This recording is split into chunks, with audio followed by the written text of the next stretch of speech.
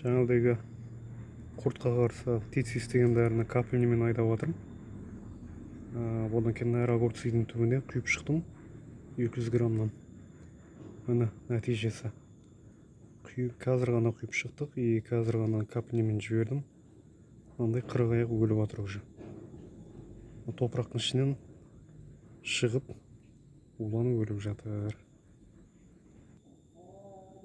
Мынандай шолшандарға енді обал болды. Бұларда улам шығып жатыр уже бетіне.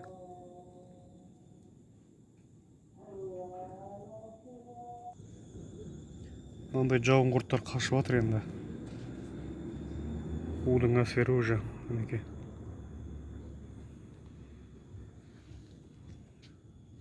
Мына бәрі шығып қашып жатыр уже.